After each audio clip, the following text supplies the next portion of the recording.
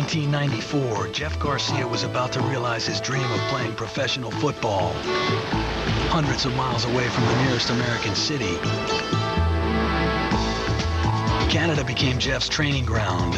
There were obvious advantages. The field is larger. There's more forward passing, more movement, more dealing with weather conditions, all those elements that can help really prepare a quarterback for the NFL. The Calgary Stampeders signed Jeff as a backup to the league's reigning MVP, Doug Flutie. I tried to study Doug and see why he made certain decisions, why he did certain things. The following year, in 1995, Jeff replaced an injured Flutie as starter. In 8 games, he amassed close to 4,000 total yards from scrimmage and accounted for 30 scores. At the end of the 1995 season, the Stampeders did not re-sign free agent Doug Flutie.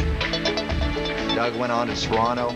I became the full-time starter in Calgary. And, you know, it led to 3 great years. On November 22nd, 1998, Jeff Garcia led the Stampeders to the Grey Cup, the CFL's Super Bowl. Trailing Hamilton by 1 point with less than 3 minutes to go, he brought his team down the field and in position to win. The last drive, driving down the field, the last play of the game, Mark McLaughlin kicks a field goal. We all jump on the field.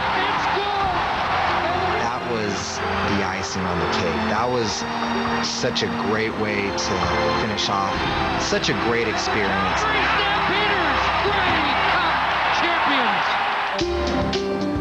In 1999, word had spread throughout the NFL of Jeff Garcia's exploits in Canada.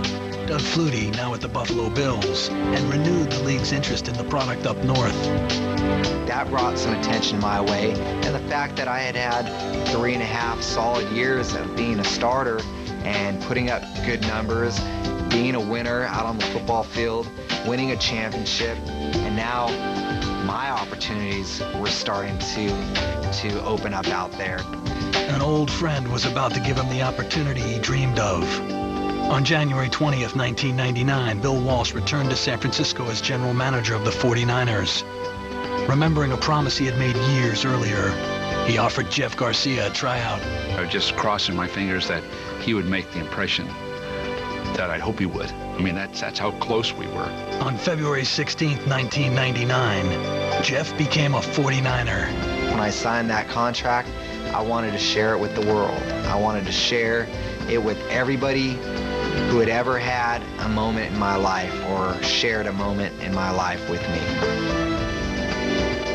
Jeff found himself in familiar territory. This time as backup to former 2-time NFL MVP Steve Young.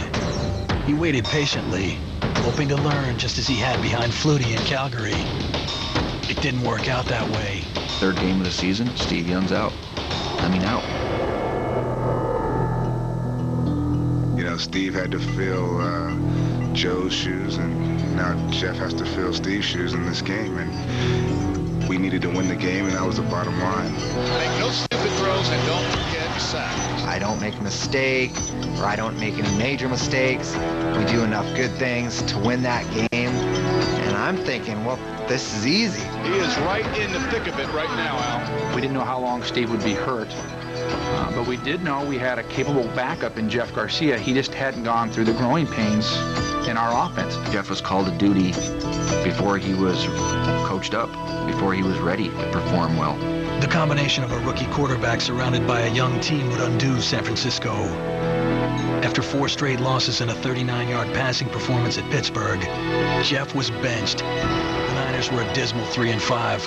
That was difficult on everybody in 49er land, okay? After having 16 years of great success, to just almost crash and burn. The quarterback at times gets too much credit as well as too much blame. And when things weren't going right, the quickest thing to fix then is probably a quarterback position. That's when I first realized that football was no longer a game to me. It was the fun part of it had been taken away from me. Jeff was crushed.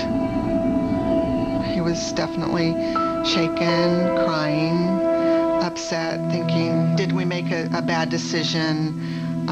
can I really play this game? Am I an NFL player? We talked and, we encouraged him and said, hey, things will get better. You got to continue to work hard. You got to continue to do the things that are going to make you a better football player. 49er quarterback coach Greg Knapp used some positive reinforcement to improve Jeff's outlook. He took me aside one day and he put together a highlight film of all of my successful plays as a 49er. He really took heart to it. He went back and studied the tape himself to watch what he did right and what he did wrong. If you know Jeff and you know his family and you know their background and you know their history of all the tragedies that they've been through, you can realize and understand why throwing an interception is something that he can shake off real fast.